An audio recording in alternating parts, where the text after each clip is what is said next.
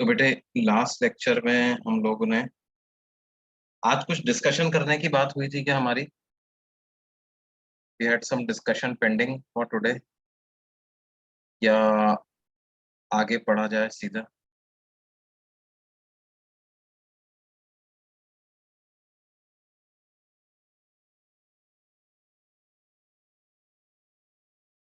Sir RBD भी आ रही है पेपर में। हम्म।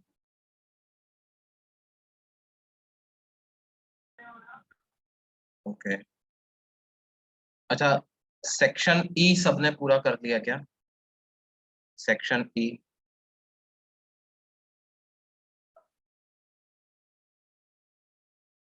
तो सेक्शन ई डिस्कस कर लेते हैं अपन, या सेक्शन ई डिस्कस हो चुका है अपना? हो गया था। Okay okay okay. Part two बाकी है उसका। ठीक है, तो सेक्शन ई का पार्ट टू से डाउट्स पूछ लो बेटे। जिसको भी डाउट्स हैं सेक्शन ई के पार्ट टू से वो पूछ लो।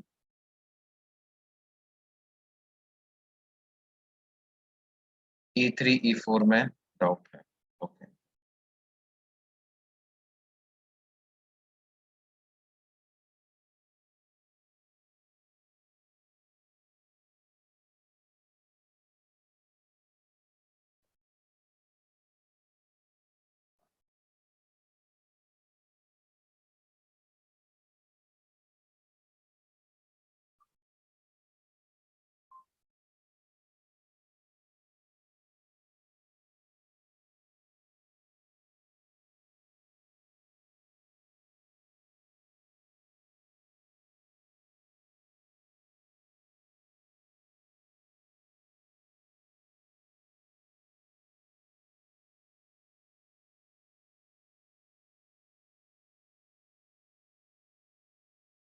देखो बेटा, क्या है E3 E4?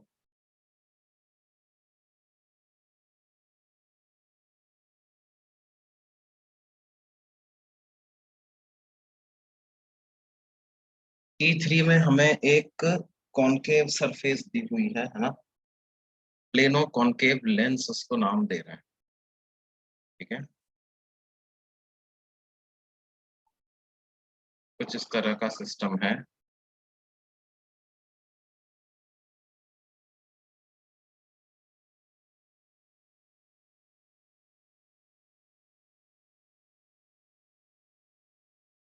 और जो रिफ्रैक्टिव इंडेक्स उसका दिया हुआ है वो 3/2 है।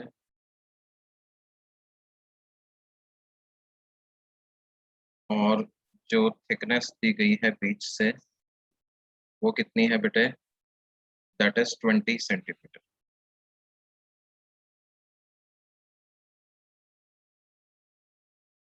रेडियस ऑफ कर्वेचर 20 सेंटीमीटर है।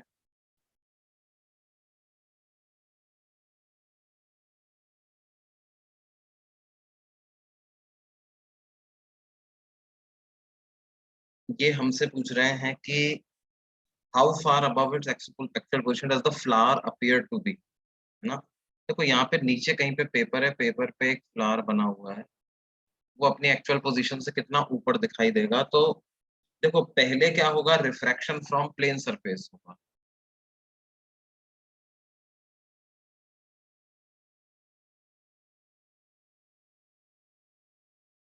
है ना?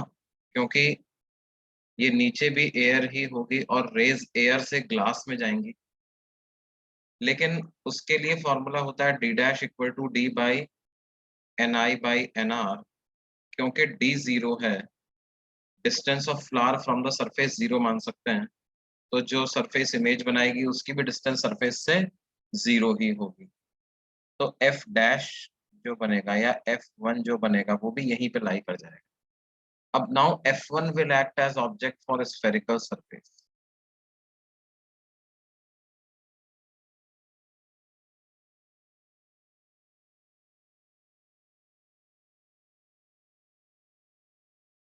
और रेज जो है वो ऊपर जा रही है, तो ऊपर की तरफ पॉजिटिव लेंगे, नीचे की तरफ नेगेटिव।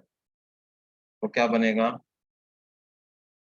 N2/V minus N1। देखो, रेज अब इस पे इंसिडेंट हो रही है ना, ऐसे इधर से बाहर जा रही, तो n2 क्या लेंगे 1 और n1 क्या लेंगे 3/2, n2/v minus n1 by you, you को ले लूंगा -20 equal to n2 minus n1 divided by r को पॉजिटिव लेंगे तो ये +20 आ जाएगा, तो 1/v प्लस 3/40, ये किसके बराबर होगा 1 माइनस 3/2, वो कितना होगा -1/2, तो बराबर हो जाएगा -1/40 के। तो 1/v की क्या वैल्यू आएगी -1/40 माइनस 3/40, यानी -4/40। तो v की क्या वैल्यू आ जाएगी बेटे -10 सेंटीमीटर्स, ये v की वैल्यू है, मतलब अपर सरफेस से 10 सेंटीमीटर नीचे, अपर सरफेस से कितना 10 सेंटीमीटर नीचे, मतलब यहाँ पर। तो क्या होगा जो ओरिजिनल पोजीशन है उससे कितना ऊपर दिखाई देगा, क्योंकि टोटल विड्थ 20 है तो उससे भी 10 सेंटीमीटर ऊपर ही दिखाई देगा, 10 centimetre above its original position, ये हो जाएगा हमारा। फिर E4 क्वेश्चन में क्या दिया हुआ है उसको जरा देख लेते हैं।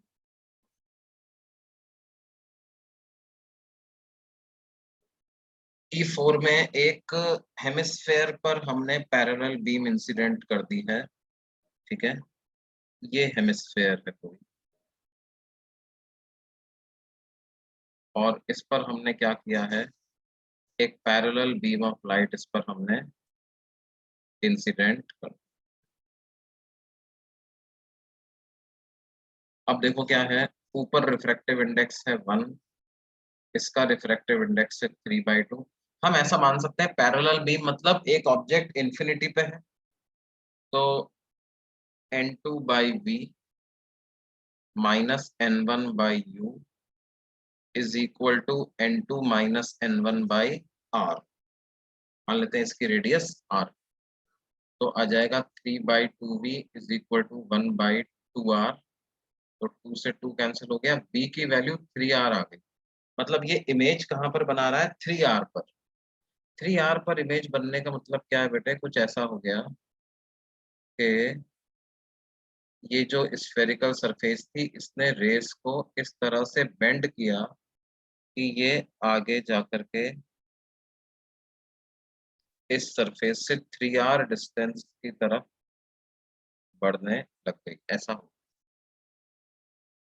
अब देखो ये हमसे क्या पूछ रहे हैं, हमसे पूछ रहे हैं कि जब ये प्लेन सरफेस को स्ट्राइक करेगा तो प्लेन सरफेस पर रेडियस ऑफ द पैच क्या होगा, मतलब ध्यान दो, ये वाली डिस्टेंस ए बी इसको मैं कहूँ, तो ये ए बी स्मॉल डी के बराबर है, तो ये सी डी की वैल्यू पूछ रहे हैं, है ना, और ये पहली इमेज यहाँ पर बनी ही थी। देखो क्या पूछ रहे हैं, then the diameter of the beam at the base of the hemisphere will be. देखो बीम कन्वर्जिंग बीम हो गया ना, तो इसका डायमीटर कम होता जा रहा है, डायमीटर कम होता जा रहा है, तो कहाँ पे डायमीटर पूछ रहे हैं, बेस ऑफ द हेमिस्फेयर पे, मतलब ये सी डी की वैल्यू पूछ रहे हैं, ये है बेस ऑफ द हेमिस्फेयर। तो I1AB और I1CD ये सिमिलर ट्राइंगल्स हैं,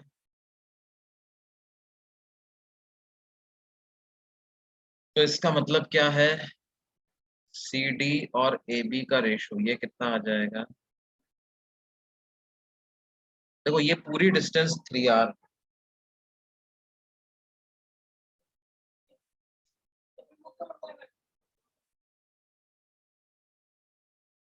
तो देखो क्या आ जाएगा C D upon A B, ये पूरी डिस्टेंस 3r थी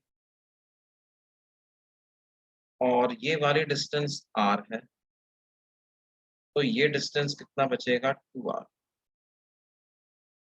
राइट। तो सी डी और ए बी का रेशो निकालना है, तो 2r अपॉन 3r हो जाएगा, ए बी की वैल्यू डी होगी तो सी डी की वैल्यू हो जाएगी 2/3 मल्टीप्लाइड बाई,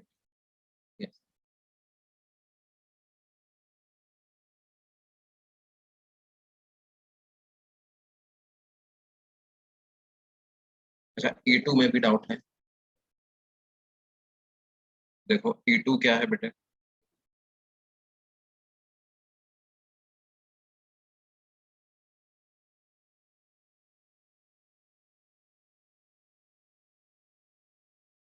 वर्चुअल ऑब्जेक्ट का क्वेश्चन है।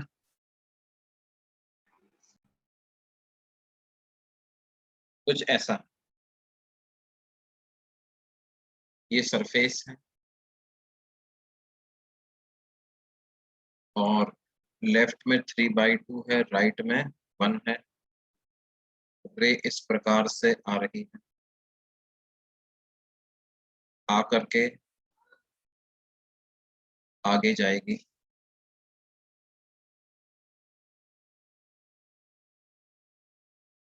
ये डिस्टेंस 30 दिया हुआ है।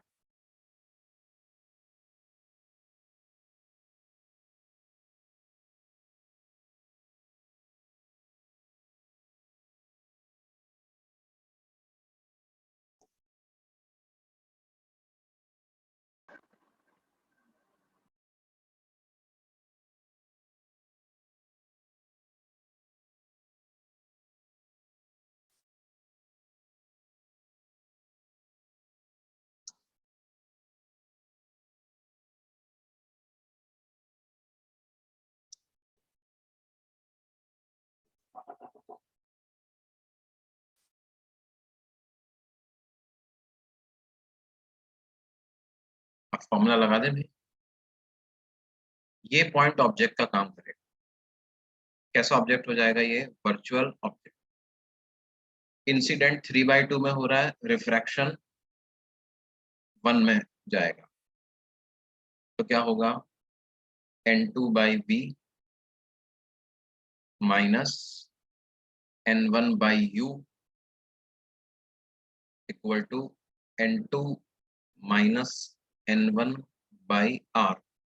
r भी पॉजिटिव लेंगे, देखो u भी पॉजिटिव लिया है मैंने, और r भी पॉजिटिव लेंगे, तो 1/v माइनस 1/20 इक्वल टू -1/40। तो 1/v की वैल्यू आएगी 1/20 माइनस 1/40। 40 एलसीएम आता है, तो v को लिखेंगे कितना? 40 सेंटीमीटर। मतलब ये रेस कुछ इस तरह से बेंड हो जाएंगी 40 किलोमीटर। क्लियर हो गया बेटे? E2 क्लियर हो गया?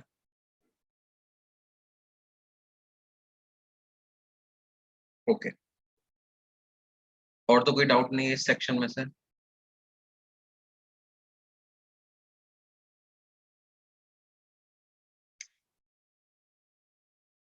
सेक्शन ई पार्ट 2 कंप्लीटेड मान सकते हैं ना?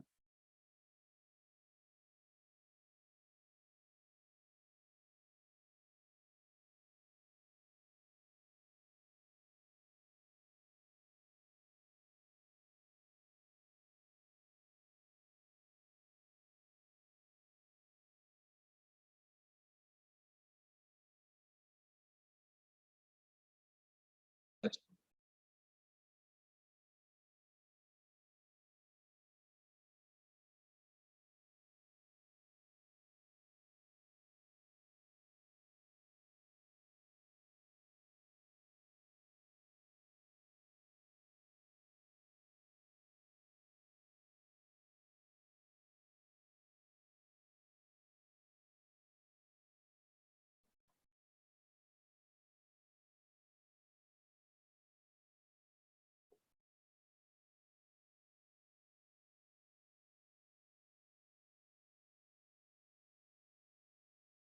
अच्छा, एक स्टूडेंट सेक्शन डी से डाउट पूछ रहा है, D5 में डाउट है उसको।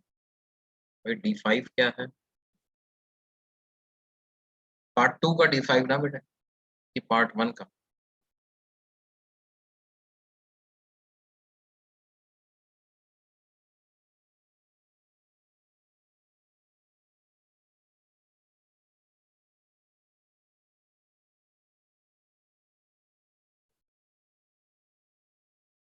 Maximum refractive index of a material of a prism of apex angle 90 degree for which light may be transmitted is, है ना?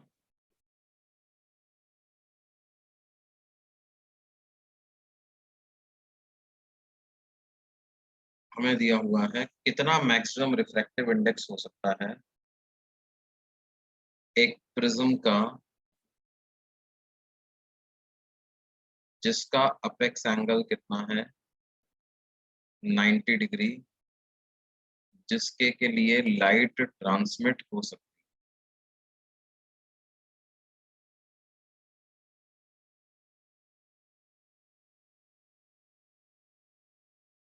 अच्छा देखो, हमें एक चीज मैंने बताई थी तुम्हें कि अगर ए अपेक्स एंगल बड़ा हो जाए 2c से, then no transmission.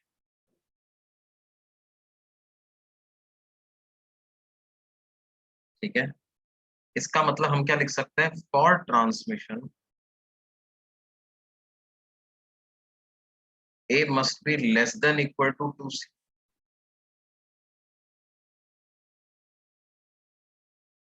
This implies c must be greater than equal to a by 2।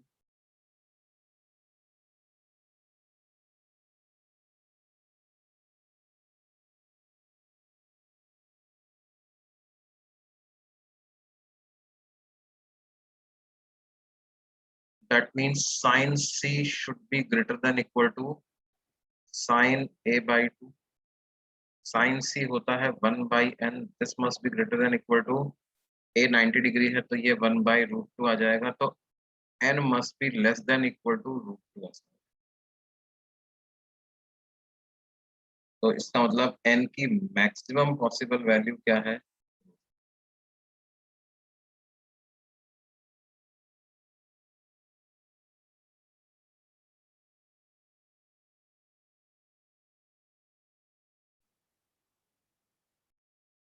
देखो एक कोई स्टूडेंट पार्ट 2 का C4 भी पूछ रहा है भाई, वो भी बता देते हैं।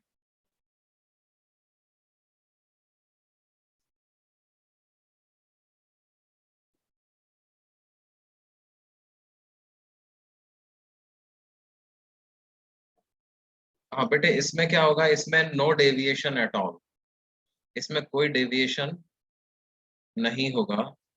रीजन बीइंग कि हमने इस तरह का एक कंसेप्ट पढ़ा था कि अगर कई सारे पैरेलल बाउंड्रीज हैं जो कि अलग अलग रिफ्रैक्टिव इंडेक्स के हैं और उनमें लेट्स से मीडियम 1 से कोई रे इंसिडेंट होती है और ये बेंड हो करके according to their refractive indices अलग अलग एंगल पे ट्रैवल करती है, तो किस तरीके से चीजें मैनेज होंगी।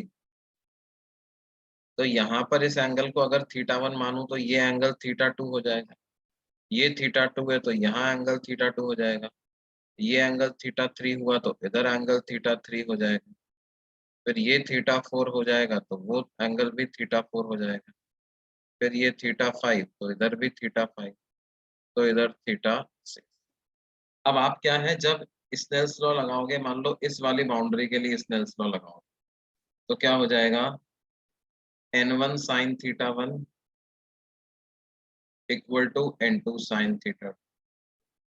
फिर अगली बाउंड्री मतलब इसके लिए स्नेल्स लॉ लगाओगे तो अब θ2 एंगल ऑफ इंसिडेंस हो जाएगा, तो n2 sin θ2 equal to n3 sin θ3। फिर तीसरी वाली बाउंड्री इसके लिए लगाओगे तो क्या बनेगा, n3 sin θ3 equal to n4 sin θ4।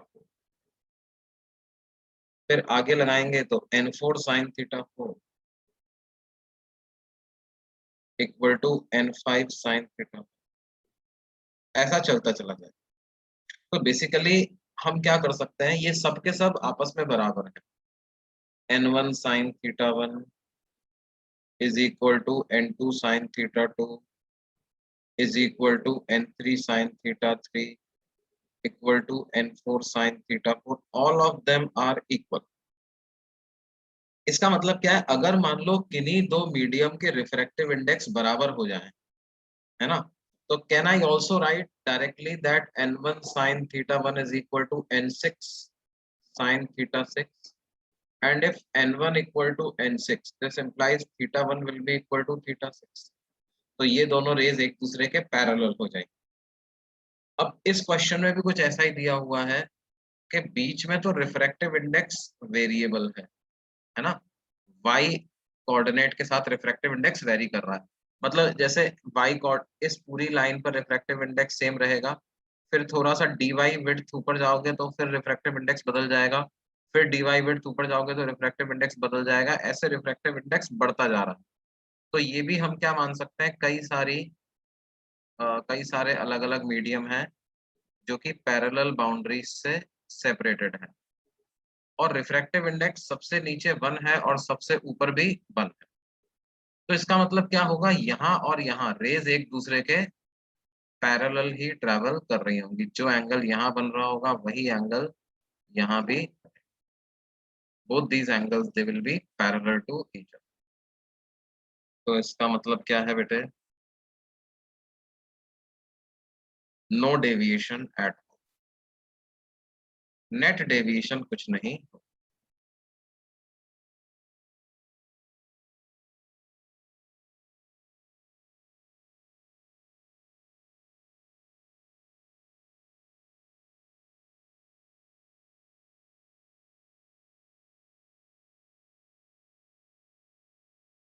Okay,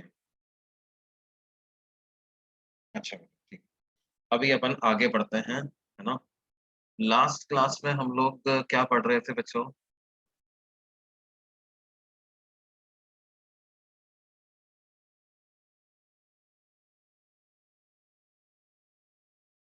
last class हमारी हमारी कब कल थी, ग्राफ्स पढ़ रहे थे क्या।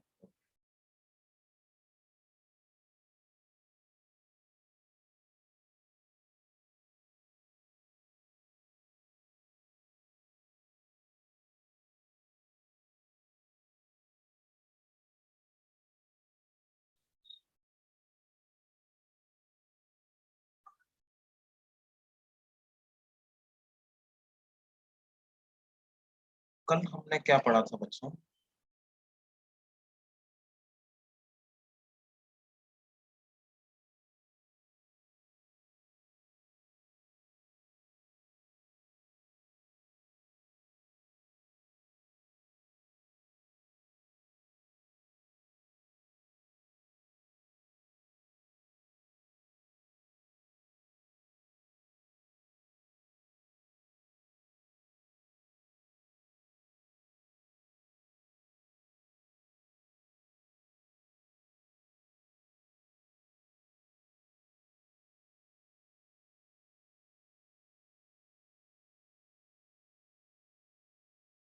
कॉम्बिनेशन ऑफ लेंस चालू कर दिया था हमने, ठीक है, कॉम्बिनेशन ऑफ लेंस चालू कर दिया था।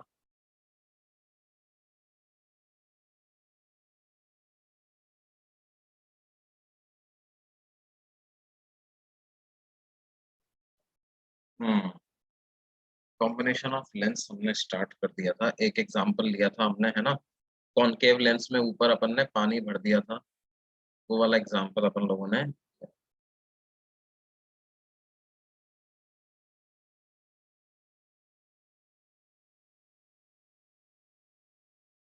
ओके, ठीक है भाई। और जैसे मान लो हमसे कहा जाए कि a simple question,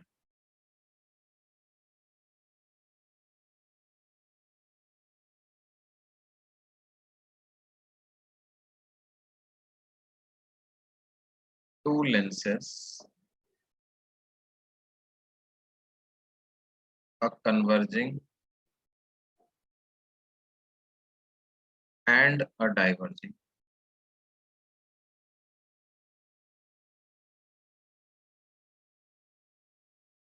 have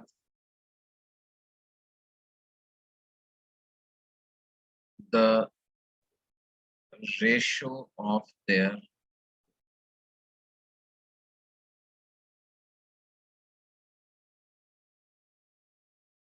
magnitudes of power as 2:3,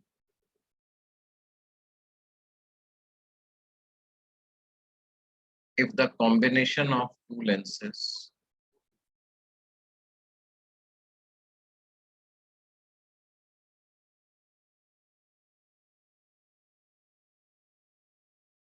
is a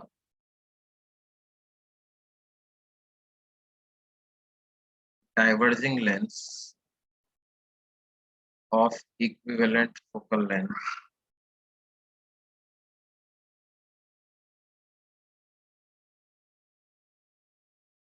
centimeter, then find the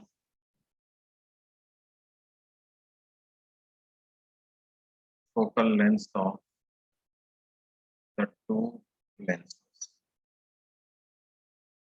Then find the focal length of the two lenses.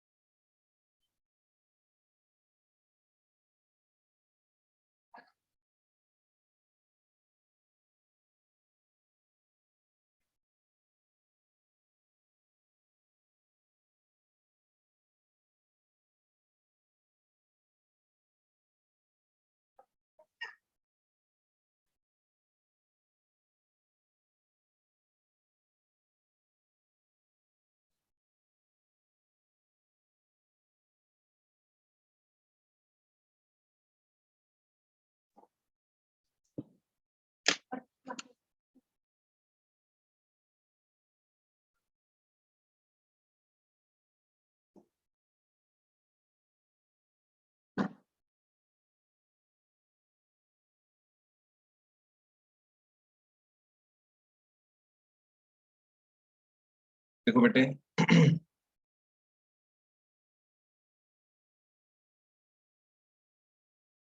एक कन्वर्जिंग है और एक डाइवर्जिंग।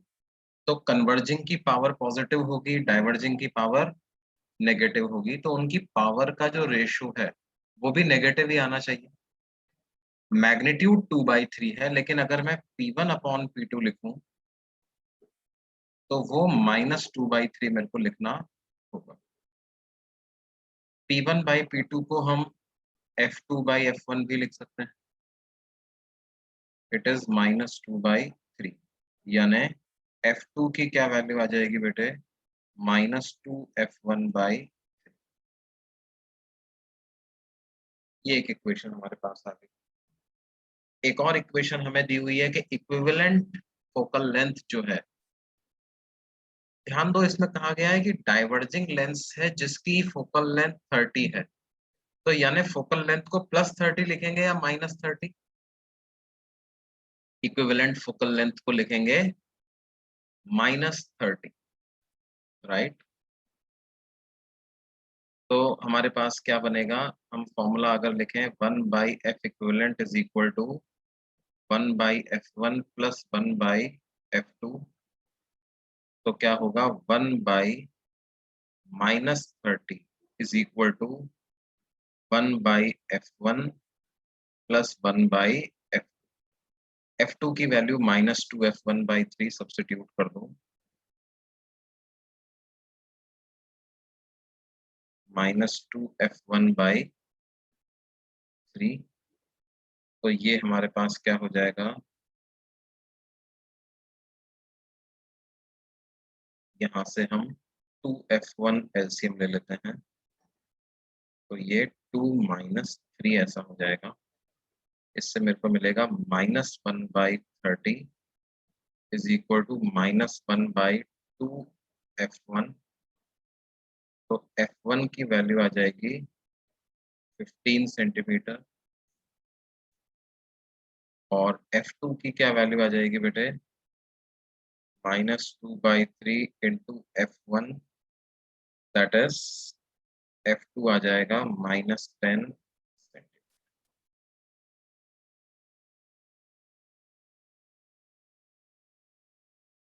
0.3 लेना पड़ेगा। हाँ बेटे, वो तो यूनिट्स की बात है ना, मतलब 30 सेंटीमीटर या 0.3 मीटर ऐसा लेके चल सकते हो। देखो इस इक्वेशन में what ever unit of F equivalent you use, बस आपको ये ध्यान रखना है कि F1 और F2 की भी वही यूनिट होनी चाहिए। ठीक है। और देखो, जब आप पावर को 1/f लिखते हो, तो पावर को अगर आपको डायोप्टर में चाहिए तो फोकल लेंथ को मीटर में रखना पड़ेगा। लेकिन यहाँ पे तो क्या है, दो पावर का रेशो निकाला है हमने, राइट। तो whatever the units of focal length I take, वो तो anyways it is going to get cancelled. तो यहाँ पर मैं फोकल लेंथ की कुछ भी यूनिट ले सकता हूँ।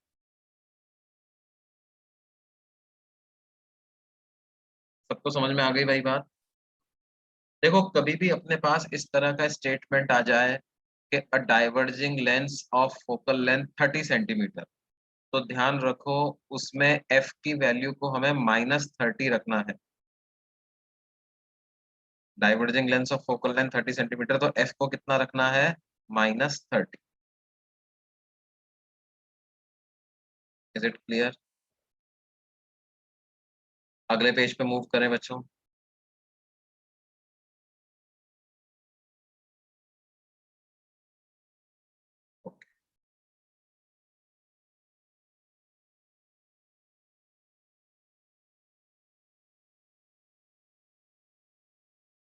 देखिए, मानो हमें कोई इस तरह का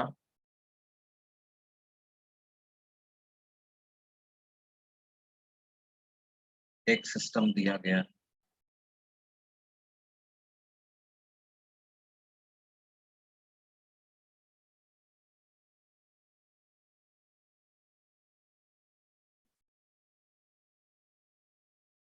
ये दो लेंसेज हैं अपने पास,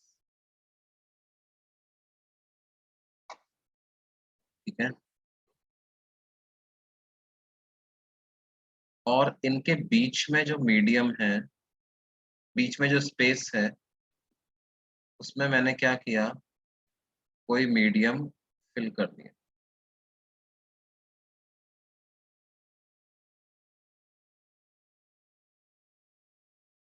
और इसका रिफ्रैक्टिव इंडेक्स जो है वो है 4/3।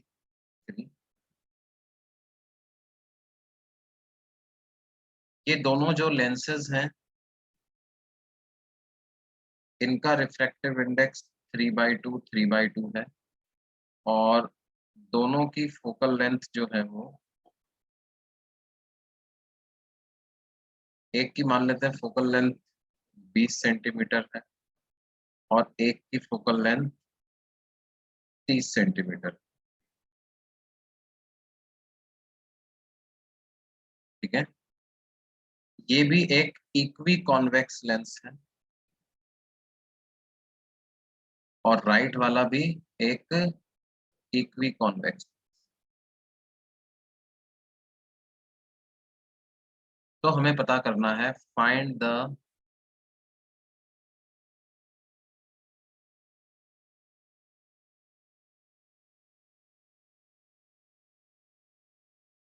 अच्छा यहाँ पर हमने एक ऑब्जेक्ट रख दिया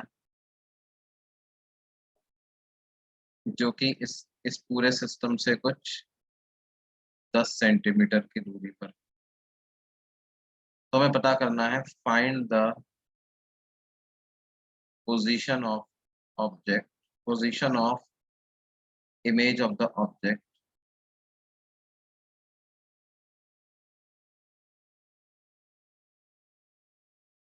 by the above combination of lenses।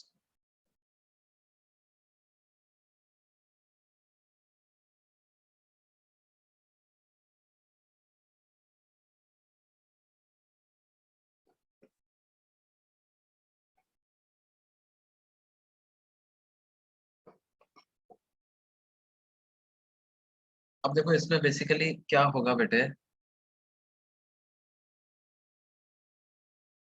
हम लोग मान सकते हैं कि हमारे पास 3 लेंसेज हैं।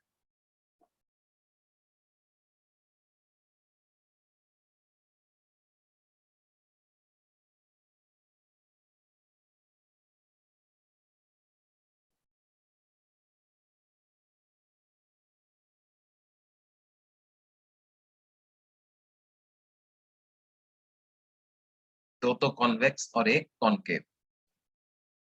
कॉन्वेक्स वालों का रिफ्रैक्टिव इंडेक्स 3/2 3/2। अच्छा, यहाँ दोनों तरफ एयर है, तो हम मान सकते हैं कि ये बीच में मैंने एयर गैप अज्यूम कर लिया है। यहाँ पर एयर एयर, इधर भी मान लिया एयर, और यहाँ पर।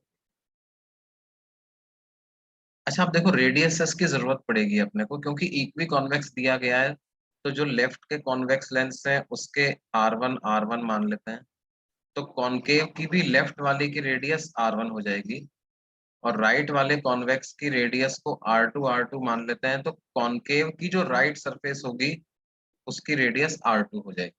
कुछ इस तरह का ये रेडियसेस हो जाएगी, है ना। अब देखो ये जो फोकल लेंथ हमें 20 सेंटीमीटर और 30 सेंटीमीटर दी हुई है, इनकी मदद से पहले तो हम R1 और R2 की वैल्यू निकाल लेते हैं। तो 1/f1 किसके बराबर है, 1/20 के, और उसको मैं लिखूंगा 3/2/1 -1 इंटू 1/R1 -1/-R1। तो यहाँ से अपने पास आ जाएगा 1/20। 3/2 -1 को क्या लिखूंगा, 1/2 इंटू 2/R1, तो R1 की वैल्यू 20 सेंटीमीटर। उसी तरह से दूसरे वाले लेंस के लिए लिखूंगा 1/f2 is equal to 1/30, that is equal to 3/2/1 -1 into 1/R2 -1/-R2। तो ये आ जाएगा 3/2 -1 इज 1/2 इंटू 2/R2, तो R2 की वैल्यू 30 सेंटीमीटर हो जाएगी। अब R1 R2 आ गए, इनकी मदद से ये जो बीच वाला लेंस है इसकी फोकल लेंथ पता लगा लेता हूं मैं। 1/f3, उसको क्या लिखूंगा बेटे, 4/3, उसका रिफ्रैक्टिव इंडेक्स 4/3, 4/3/1 -1 इंटू 1/R1। अब रेज को लेफ्ट से आता हुआ मान लो है, तो R1 को नेगेटिव रख देंगे, तो 1/-20 -1/R2, R2 को पॉजिटिव रख देंगे तो +30। तो 4/3 -1, ये हो जाएगा 1/3, और यहाँ से अपने पास 60 एलसीएम आ गया, तो -3 -2। तो 1/f3 की क्या वैल्यू आ जाएगी बेटे,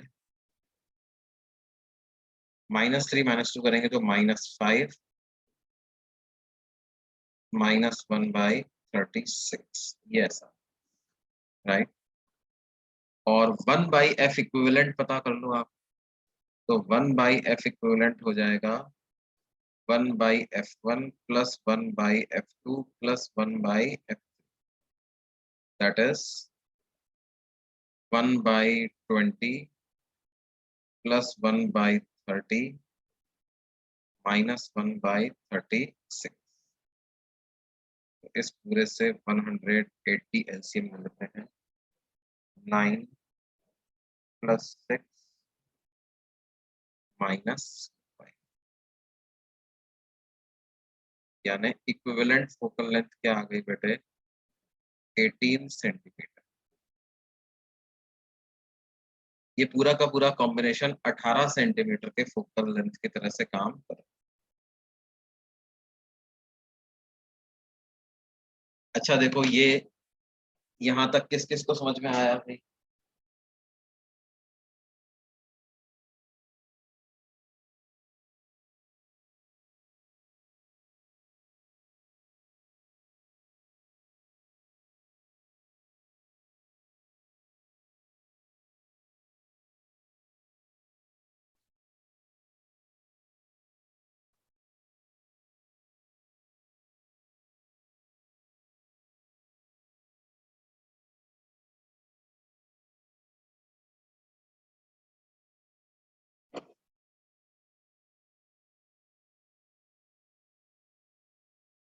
अब अगले पेज पे देखो,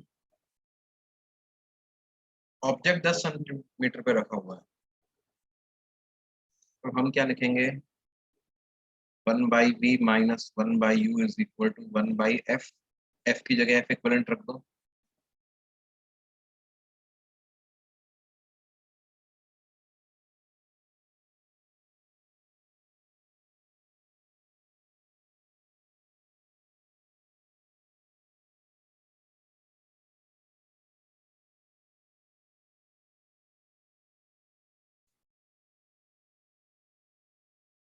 b कितना आ जाएगा बेटे,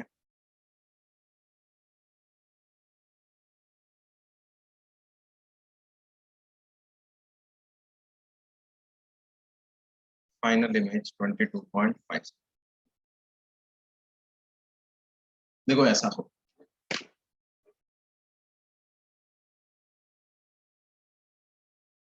is it clear to everybody?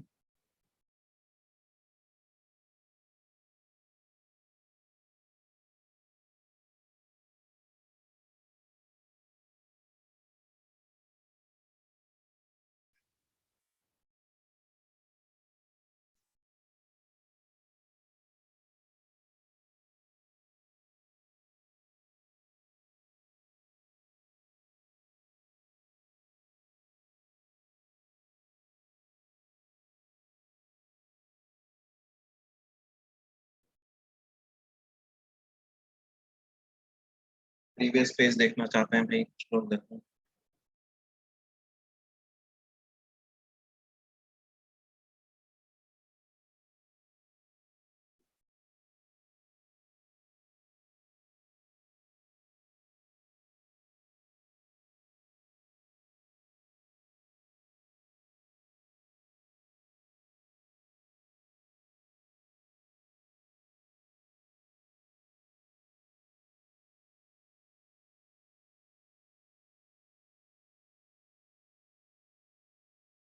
Equi convex का मतलब होता है कि दोनों साइड की रेडियस बराबर है।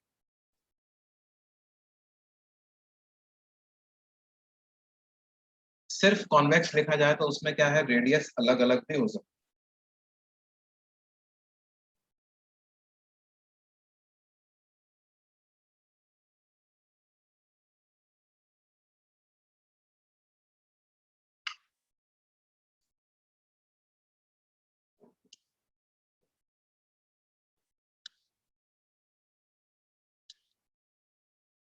हाँ बेटे, समझ में आ गया सबको?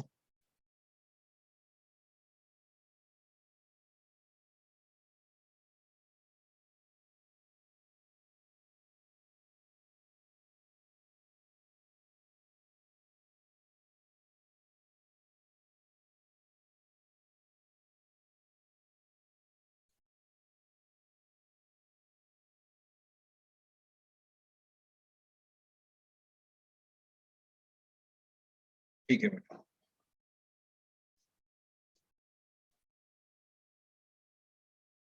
अब एक बार हमने ये कॉम्बिनेशन ऑफ लेंसेज देखा, अगला टॉपिक जो हम यहाँ पे लेने वाले हैं वो है क्या,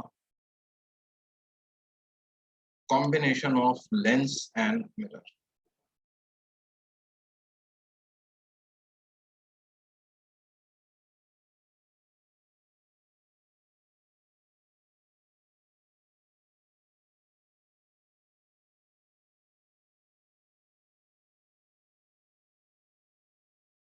combination of lens and mirror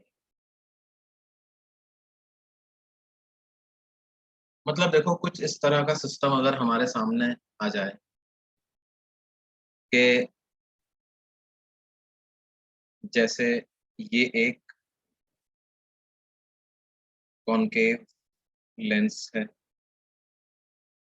और इसके ठीक बिल्कुल पास में हमने क्या कर दिया, एक कॉनकेव मिरर रख दिया, तो ये फाइनल इमेज कहाँ बनाएगा? या फिर ये जो कॉनकेव लेंस है, इसी के हमने क्या किया, ये जो इनर वाली सरफेस है उसको रिफ्लेक्टिंग बना दिया, या कुछ ऐसा सिस्टम आ जाए कि ये कन्वेक्स लेंस है, उसके दूसरी वाली साइड को मैंने रिफ्लेक्टिंग बना दिया, या एक प्लेनो कॉन्वेक्स लेंस है, इसकी इधर वाली साइड को मैंने रिफ्लेक्टिंग बना दिया। इस तरह से सिस्टम है मेरे पास। तो इन सबको हम क्या मान सकते हैं, as combination of a lens and a mirror. जैसे ये है तो इसको आप ऐसा मान सकते हो कि एक तो लेंस है, और जो राइट वाले सरफेस की रेडियस है उसी रेडियस का एक कॉनकेव मिरर भी साथ में लगा हुआ। We can introduce a thin gap always that will not affect image formation। उसी तरह से ये वाले को हम कैसा मान सकते हैं, एक प्लेन मिरर है और उसके बिल्कुल नेग्लिजिबल गैप में एक प्लेनो कॉन्वेक्स लेंस भी रखा।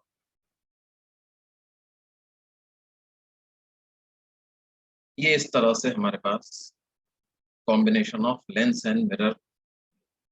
अब इनकी इक्विवेलेंट फोकल लेंथ का क्या फॉर्मूला होता है,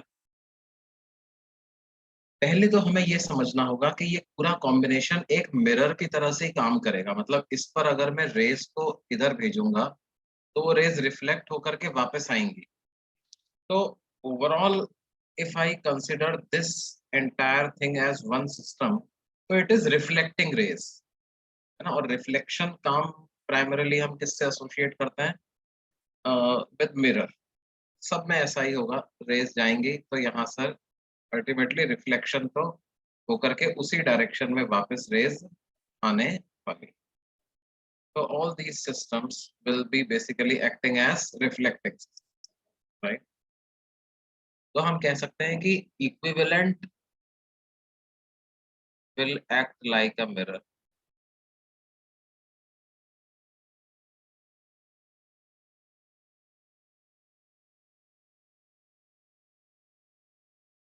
और उसका जो इक्विवेलेंट फोकल लेंथ का फॉर्मूला बनेगा वो क्या बनेगा, 1/f equivalent is equal to 1/fm, जो भी कॉम्बिनेशन में मिरर है उसकी फोकल लेंथ, माइनस 2/fl, जो भी कॉम्बिनेशन में लेंस है उसकी।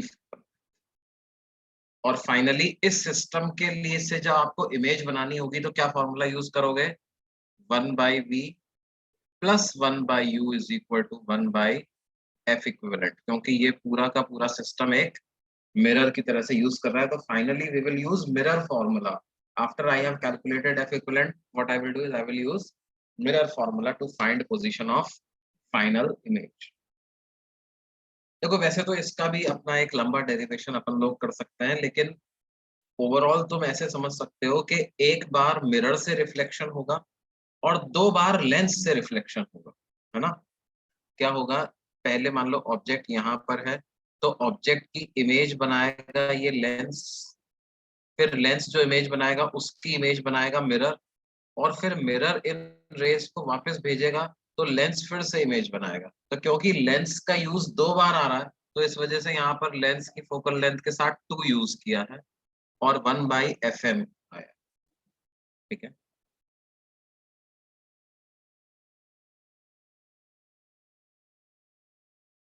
तो किस तरह से होगा देखो, मान लो हमें कहा जाए कि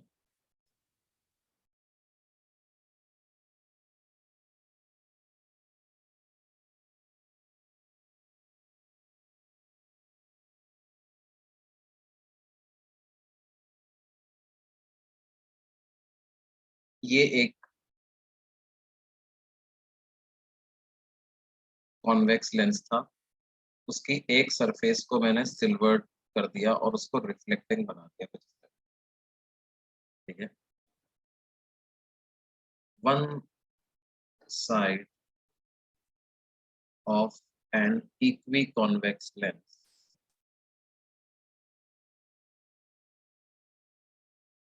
of focal length 30 centimeter is silvered as shown.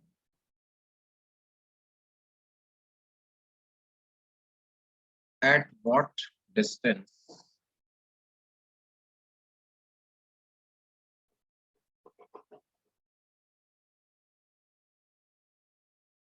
from the above system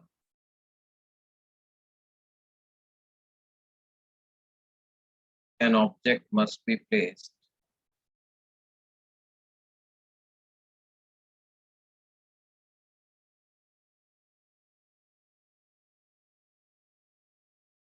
so that image get formed on the object again.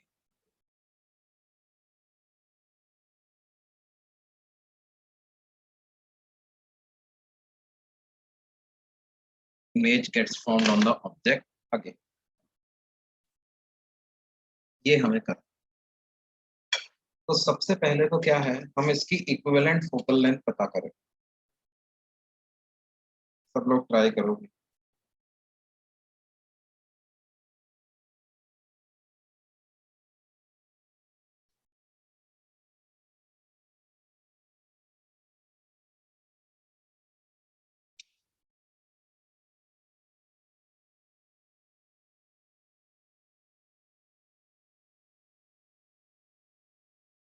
Equivalent will act like a mirror का मतलब क्या है,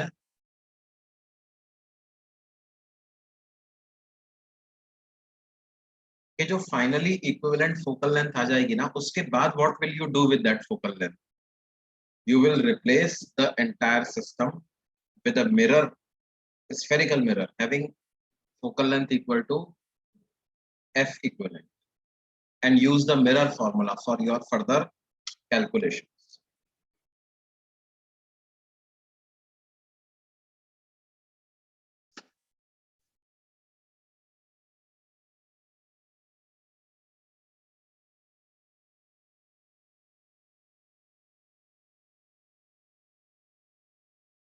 रिफ्रैक्टिव इंडेक्स ऑफ लेंस क्या है, उसको 2 मान लो। ऐसा करो, इस क्वेश्चन में आप रिफ्रैक्टिव इंडेक्स ऑफ लेंस को 2 मान लो। आसपास तो एयर।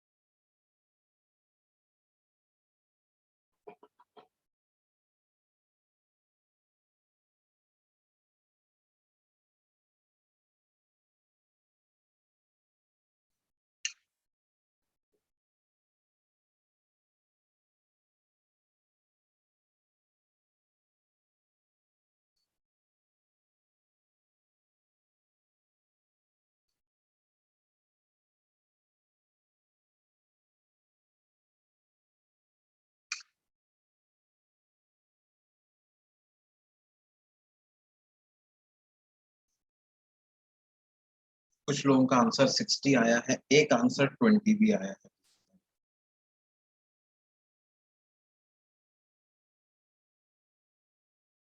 देखो, सबसे पहले तो हमें क्या करना होगा कि ये जो बोल रहे हैं कि ये जो लेंस है इसकी फोकल लेंथ 30 सेंटीमीटर है और ये इक्वी कॉन्वेक्स है, मतलब दोनों तरफ रेडियस बराबर है, तो फोकल लेंथ का फॉर्मूला यूज करके हम पहले ये आर की पता लगा लें। तो 1/f is equal to n-1 into 1/r1 minus 1/r2। तो क्या हो जाएगा 1/30 equal to 2 minus 1 that is 1, 1/r plus 1/r, तो वो हो जाएगा 2/r। तो r की वैल्यू आएगी 60 centimetre, right.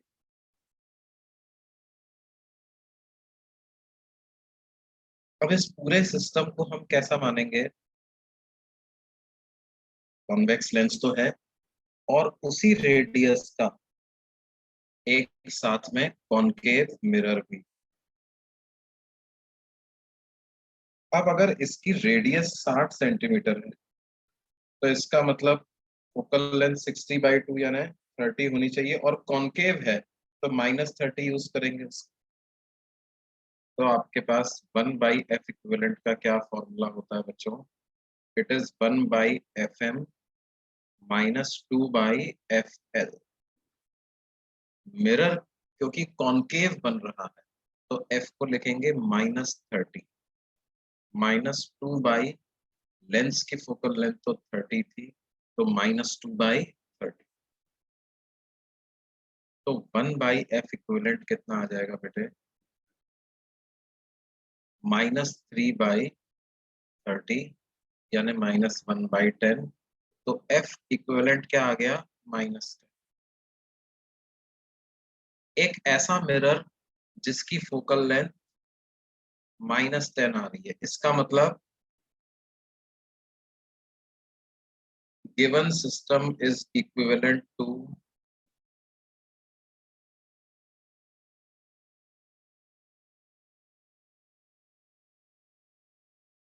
concave mirror. Why concave mirror? Because f is coming out to be negative.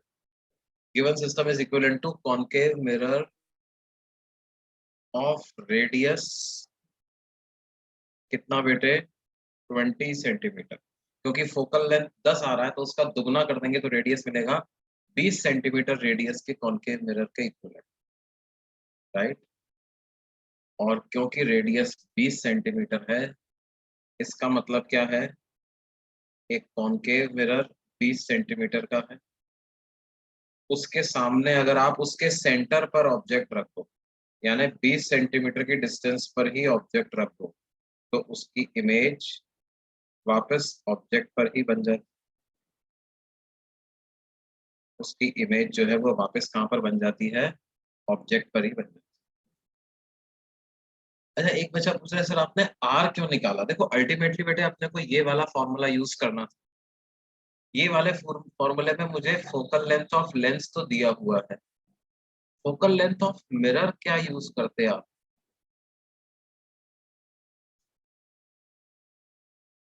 हाँ, फोकल लेंथ ऑफ मिरर क्या यूज करते? ये जो R2 ही लेना, बिल्कुल R2 ही लेना।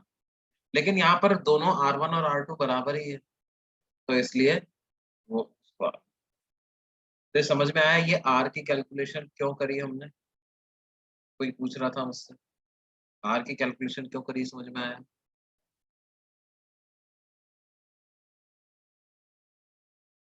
अच्छा, एक और डाउट आया है, वो पूछ रहे हैं सर FM नेगेटिव और FL पॉजिटिव होगा ना? हाँ, FM और FL की वैल्यूज जो है वो हमें with their proper science put करनी है, ठीक है। ये जो हमारे पास फॉर्मूला है, इसमें हमें ये बिल्कुल ध्यान रखना है कि values of FM and FL must be substituted with proper signs.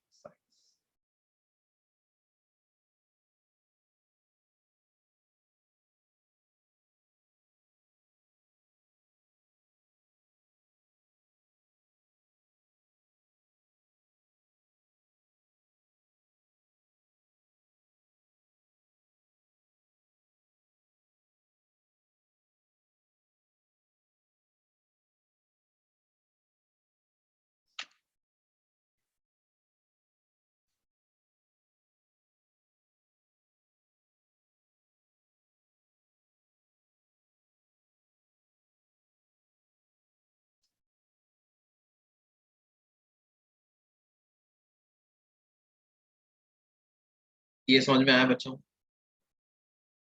देखो अगर आप इस क्वेश्चन को डायरेक्टली करते बिना without using the concept of equivalent, तो आपको क्या करना पड़ता? पहले रिफ्रैक्शन कराना पड़ता है ना। उसके लिए कौन सा यूज करते formula? Refraction from spherical surface. फिर उसके बाद मिरर से रिफ्लेक्शन कराना पड़ता, उसके लिए मिरर फॉर्मूला। और फिर वापस रिफ्रैक्शन फ्रॉम स्फेरिकल सरफेस कराना पड़ता, फिर से रिफ्रैक्शन फ्रॉम स्फेरिकल सरफेस का फॉर्मूला यूज करना। 3 बार अलग अलग फॉर्मूला यूज करने पर फिर फाइनली इमेज का पता हमको चला।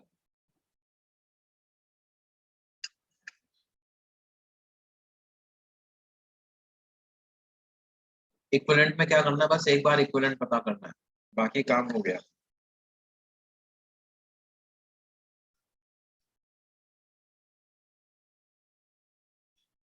और देखो, मान लो हमसे कहा जाए कि कुछ ऐसा कहा जाए,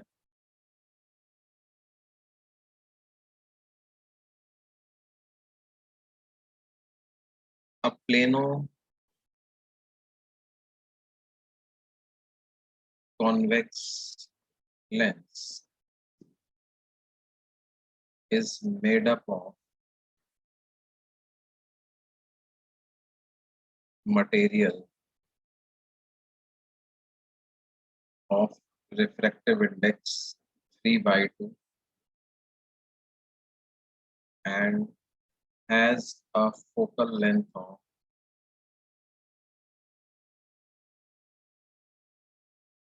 20 centimeters.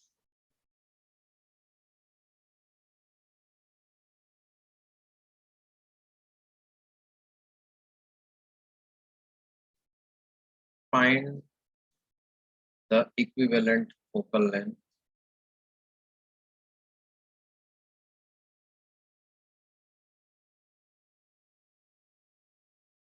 if its part 1 plane surface is silvered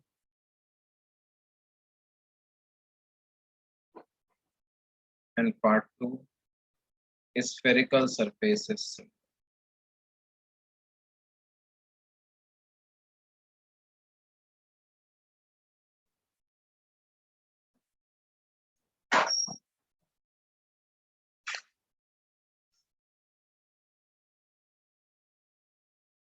ठीक है बेटे, ये क्वेश्चन है, इसको ट्राई करना है।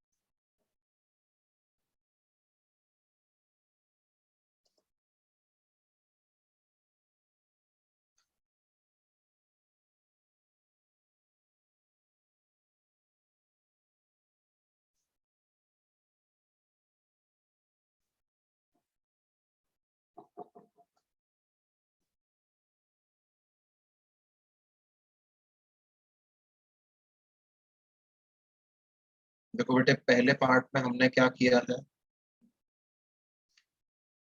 ये जो हमारे पास प्लेनो कॉन्वेक्स लेंस था, इसका ट्रांसफॉर्मेशन कर दिया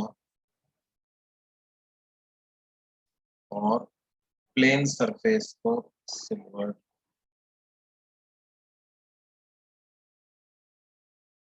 और दूसरे पार्ट में क्या किया बेटे,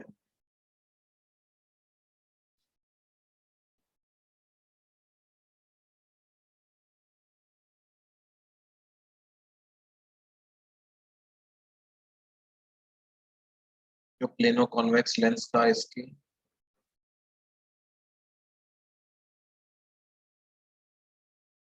स्फेरिकल सरफेस।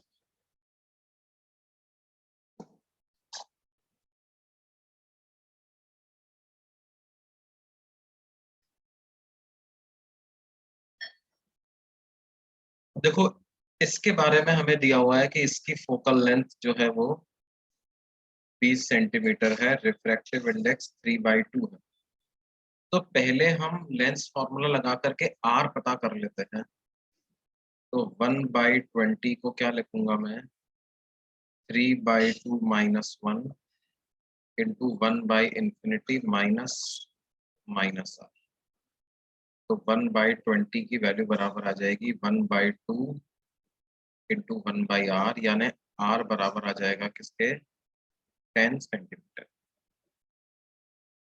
ठीक है बेटे। अब उसके बाद जब ऐसा हमने इसको सिल्वर्ड कर दिया है, तो इसको हम कैसे मान सकते हैं कि हमारे पास एक प्लेन मिरर है और एक लेंस। अच्छा देखो, इस पार्ट के लिए अपने को भले ही आर की जरूरत ना भी पड़े, इसके लिए आर की जरूरत नहीं पड़ेगी। इसका 1/f इक्विवेलेंट को क्या लिखेंगे, 1/fm -2/fl। तो fm तो हो जाएगा infinity, -2/fl। Focal length of lens कितना हो जाएगा, 20।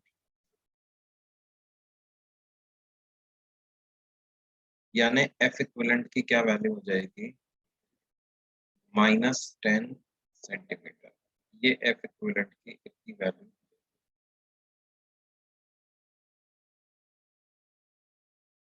ठीक है, ये तो पहला पार्ट हो गया।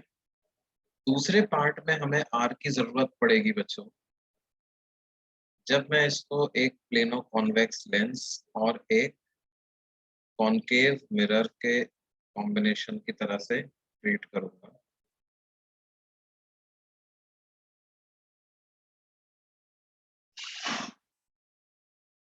अब क्या होगा, लेंस की फोकल लेंथ तो 20 सेंटीमीटर है और मिरर की फोकल लेंथ क्या होगी, रेडियस का आधा, और कॉनकेव है तो -5 इसकी यूज करेंगे। 1/f इक्विवेलेंट को क्या लिखेंगे, 1/fm -2/fl। तो 1/fm, fm को लिख दूंगा -5, -2/fl, fl को लिख दूंगा 20। तो -1/5 -1/10 क्या होगा, यहाँ से 10 एलसीएम आएगा, -2 माइनस। तो एफ इक्विवेलेंट की क्या वैल्यू आ जाएगी इस वाले केस में, -10/3 सेंटीमीटर।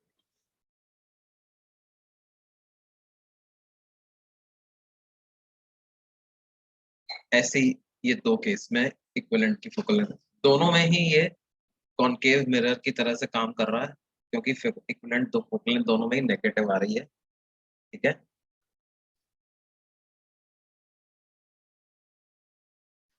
क्या ये बात समझ में आती है भाई सबको।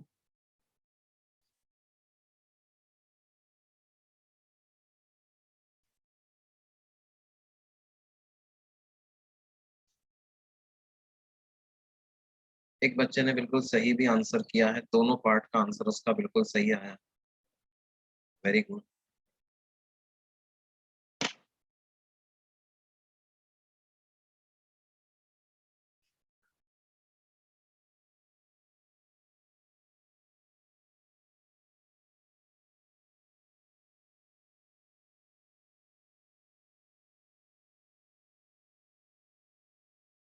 ये नोट कर लिया भाई सबने, अगले पेज पे चल सकते हैं।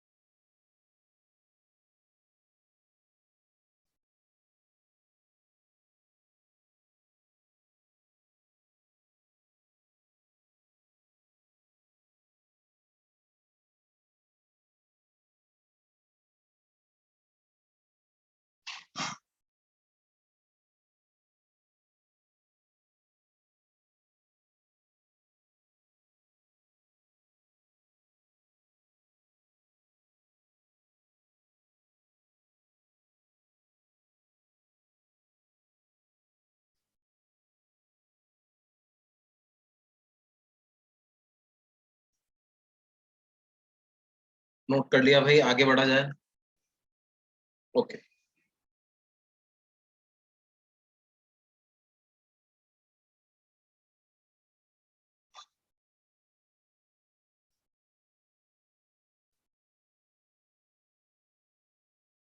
अच्छा, थोड़ा सा इसमें और कॉम्प्लेक्स भी पूछा जा सकता है, मतलब लेंस एक की जगह एक से ज्यादा लेंस हो, ऐसा भी हो सकता है।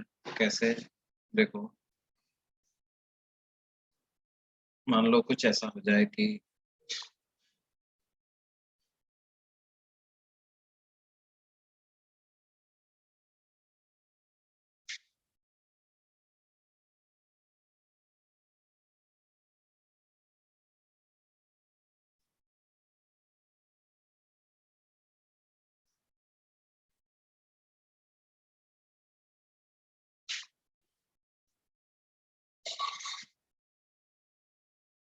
कॉनकेव लेंस था, उसके अपर पार्ट में मैंने कोई लिक्विड फिल कर दिया।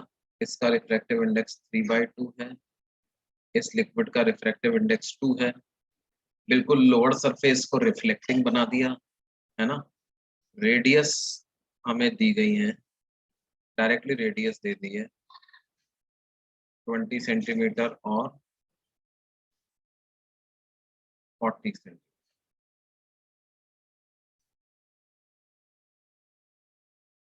अब हमें पता करना है find equivalent focal length of above system.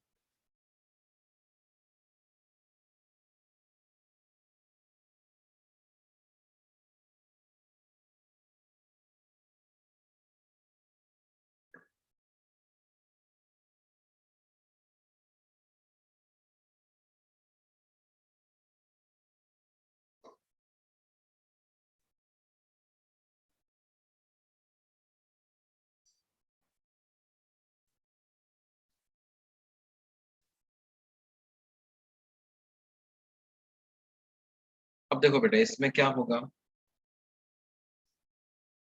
दो तो लेंस हो जाएंगे, एक प्लेनो कॉन्वेक्स लेंस और इसकी रेडियस क्या लेंगे, 20 सेंटीमीटर। एक कॉनकेव लेंस,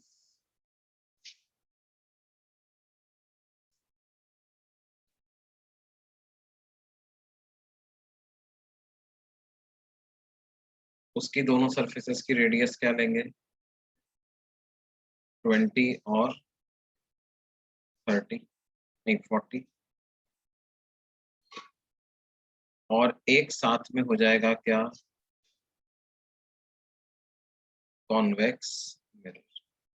ये बिल्कुल पास पास रखे हुए हैं, खाली डायग्राम के लिए मैंने दूर दूर बनाया है।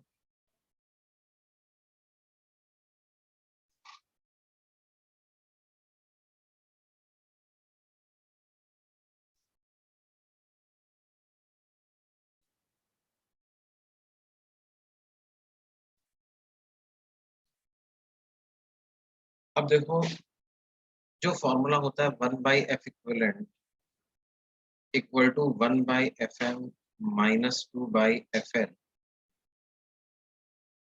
तो ये जो 1/fl यहाँ पे लिखा हुआ है -2 इंटू 1/fl, इसको मैं 1/fl1 प्लस 1/fl2 ऐसा लिख सकता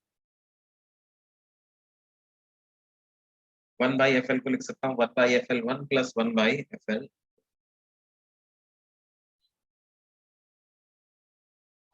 fl1 fl2 की वैल्यूज पता कर लेते हैं। 1/fl1 मान लेते हैं कि प्लेनो कॉन्वेक्स को fl1 बोल देता हूँ, तो वो क्या हो जाएगा 2/1 minus 1 into 1/infinity minus 1/-20।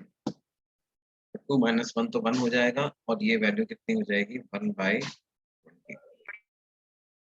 1/fl2 की बात करें तो वो क्या हो जाएगा 3/2/1 माइनस 1 इंटू 1/r1। r1 हो जाएगा -20 माइनस 1/r2। r2 हो जाएगा +40। 3/2 माइनस 1 तो 1/2 हो जाता है और इन दोनों में से हम क्या करें 40 एलसीएम ले लें, -2 -1 हो जाएगा। तो 1/fl2 की क्या वैल्यू हो जाएगी -3/80। और fm की अगर मैं बात करूं तो इसकी तो रेडियस 40 ही लेनी है, तो फोकल लेंथ क्या हो जाएगी 40 का आधा 20 और पॉजिटिव लेंगे क्योंकि कॉन्वेक्स मिरर है तो +20। अब हम ये फॉर्मूला में इन सारी वैल्यूज को पुट कर देते हैं। तो क्या हो जाएगा 1/f equivalent is equal to 1/fm, that is 1/20 minus 2 into 1/fl1 plus 1/fl। तो ये हो जाएगा 1/20 माइनस 1/10 और माइनस माइनस प्लस हो जाएगा प्लस 3/40। तो क्या हो जाएगा ये यहाँ से 40 एलसीएम आता है।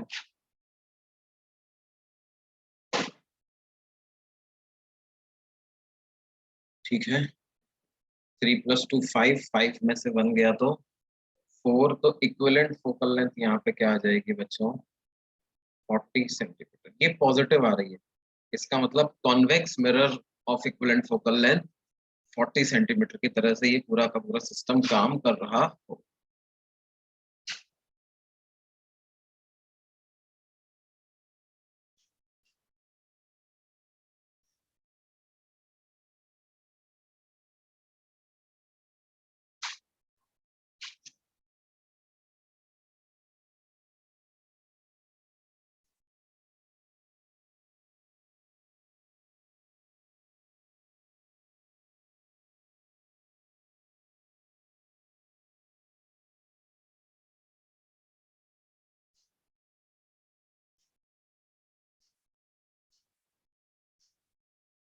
ये पार्ट समझ में आया भाई सबको?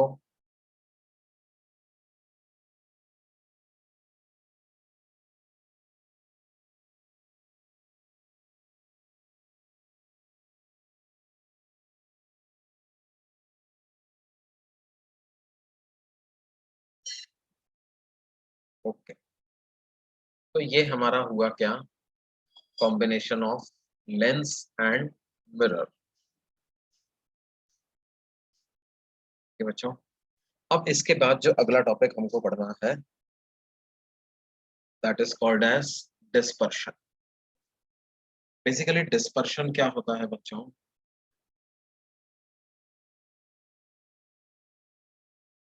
the splitting of white light into its component colors, into its component wavelengths is called as dispersion.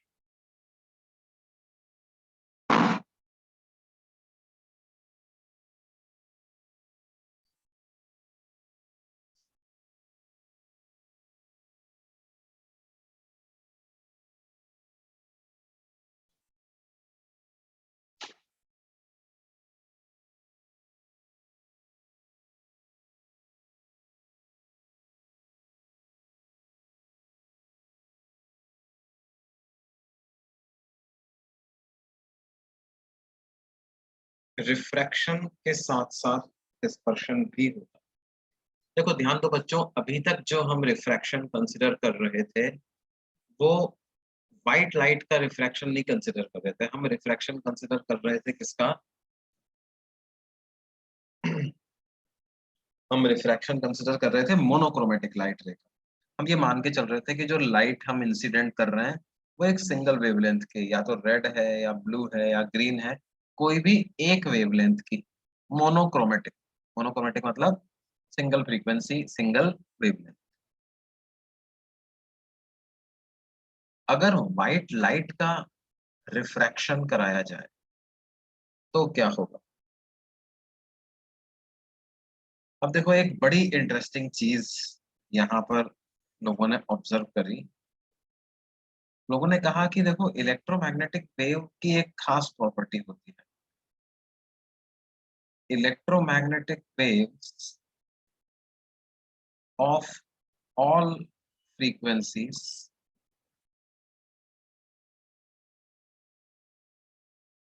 travel with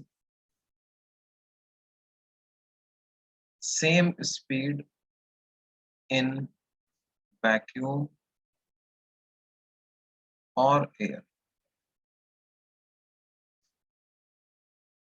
but in other mediums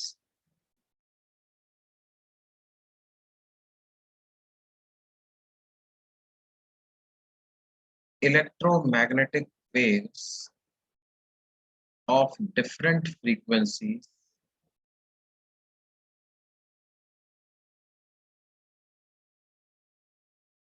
travel with different speeds.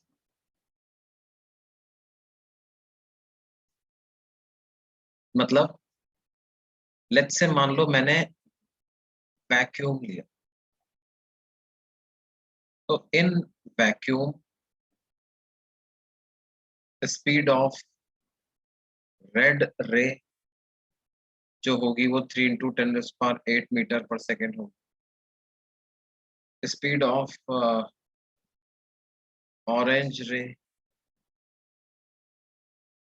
वो भी 3 × 10⁸ मीटर पर second. Speed of yellow, whatever you consider, the speed of green, blue, all will have same speeds. Where? In vacuum. But let's say in water,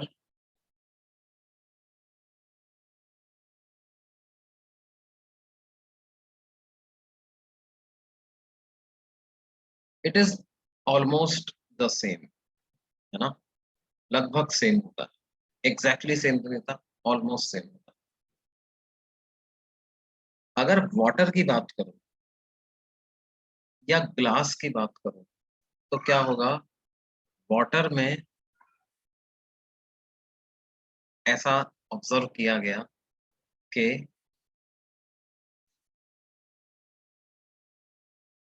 speed of violet colour जो होगी वो सबसे कम होगी और speed of red जो होगी वो सबसे ज्यादा होगी। Different in water, different wavelengths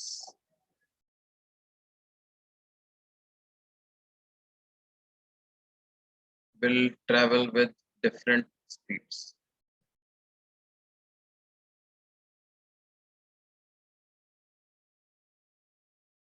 ठीक है बेटे, तो अपन बस यहीं पे एंड करते हैं। अपन क्या है, ये बात ध्यान रखनी है अपने को। वैक्यूम में क्या होता है बच्चों? वैक्यूम में तो सारे कलर सेम स्पीड से ट्रेवल करते हैं, लेकिन किसी और मीडियम में, चाहे वो वाटर हो चाहे वो ग्लास हो, even in glass also same trend will be followed. क्या ट्रेंड रहेगा कि वॉयलेट की स्पीड सबसे धीमे होगी और चलते चलते सबसे ज्यादा किसकी स्पीड मिलेगी मेरे को? रेड की स्पीड सबसे ज्यादा। ठीक है, ठीक है, तो अभी हम इतना ही पढ़ेंगे, बाकी हम अगली क्लास में कंटिन्यू करेंगे। होमवर्क आपका क्या रहेगा बच्चों? एक्सरसाइज 1 पार्ट 1 पार्ट 2 का section F and section G, ये दोनों सेक्शंस अब आप कंप्लीट कर सकते हैं। ठीक है, बाकी फिर हम अगली क्लास में कंटिन्यू करेंगे।